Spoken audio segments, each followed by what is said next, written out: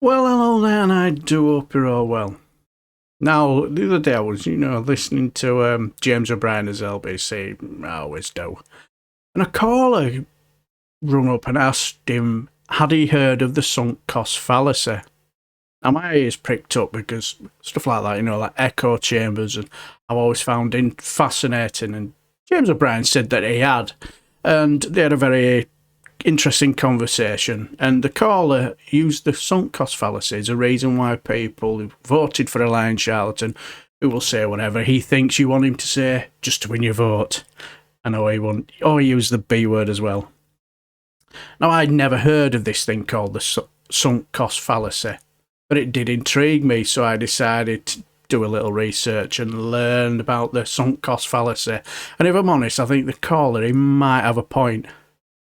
So, if you don't know what the sunk cost fallacy, which I'll be very surprised because you guys are far more intelligent than me. But imagine if you had bought a concert ticket and then a few days before the show you get sick and there's a family emergency, but you go to the concert still, even though you may not be feeling great, even though it's really expensive and possibly dangerous to travel overseas. You do it anyway.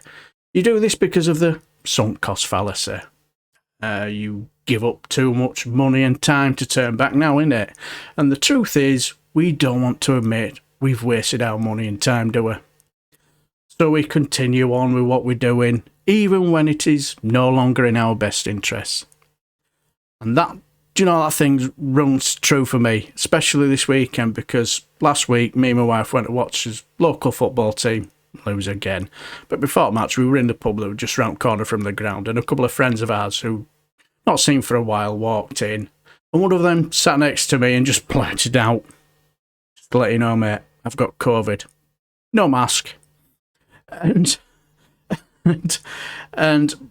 it was like, I was stunned. But he says, "I just couldn't miss the football." He knows he's infected, he knows he shouldn't go to the match, and he knows he could infect other people around him, but because he's paid for his season ticket and he'll miss this match, he'd persuaded himself that the cost of missing this match was more important than keeping his friends and other people around him safe. And the thing is, this is really hard for most people. The fact that we've been doing something one way doesn't mean it's the best way.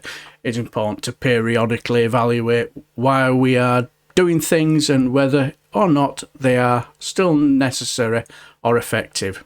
And I suppose, in a way, that could be the sunk cost fallacy, I suppose.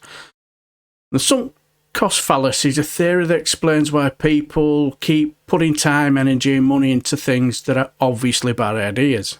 So what has this got to do with Brexit? Well, many people who voted for Brexit were voting on a hypothetical future where things were better than they were at the time. They were looking at a rough economy and blaming immigrants from foreign countries for taking their jobs or lowering their wages or something like that. And they made changes based on those assumptions. They were told that it would make their lives better. You have to leave the evil overlords of the European Union for cheaper food, cheaper clothes, and get rid of the bonfire of red tape. Now the opposite is happening. I still hear friends who I know voted for leave were still believing that it's a price worth paying for a Brexit deal that was no longer on the table and was never talked about during the referendum, or it was sunny. It was all about the sunny uplands, golden unicorns, and cheap shoes for peasants. It reminds me of, remember that call? Now you might not have seen the call that Nick Ferrari took from a woman who said she knows that her vote would probably cost her business, but she was convincing herself that her children and her grandchildren's future were better off outside the European Union, and losing her business was a price worth paying. And she got rather annoyed with her own children, who were unhappy that she had actually voted to leave.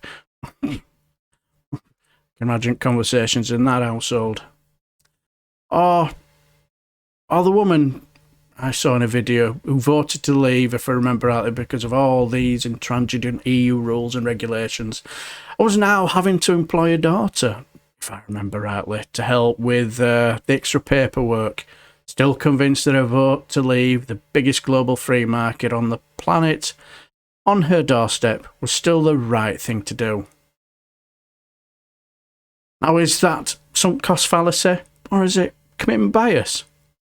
Now, I read about commitment bias in an article about it, and I might do a video about that one as well, because I found this topic really fascinating, and I now have a better understanding as to why these people who voted to leave see that Brexit is an absolute clusterfuck and still think that, even after all that has happened, the very thought of rejoining the trading bloc that has over 500 million potential customers on their doorstep is nothing more than treacherous, and anyone suggesting it should be hung from Traitor's Gate and left there as a reminder for all those snivelling Ramonas.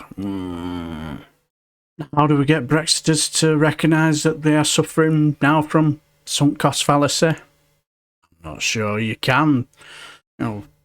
There's still those who are, so far down the rabbit hole, even a torch, a map, and even a guide. And they would still be unable to realise that they're heading in the wrong direction. And, we all know emotions are a very strong pull, and when people make their decisions based on emotions, they always suffer from what is called the sunk cost fallacy, as far as I can see. I'm not saying I'm right here when it comes to the sunk cost fallacy and Brexit. But what I'm saying is, when I read about it, it struck a chord with me, a bit of a penny drop moment, as I understand why people voted against their best interests, and even when their lives are getting worse, they still believe they made the right decision that day when they voted to leave. So am I right when I think that those who voted for Brexit are suffering from what is called the sunk cost fallacy? I don't know. I'm sure there'll be plenty of my subscribers who'll say, I think you'll find DB, you're talking out of your Khyber pass. And quite rightly. But anyway, I'll leave that for you to decide, and I shall leave the video here. Until the next time, I shall bid you farewell, and also have a wonderful weekend and take care.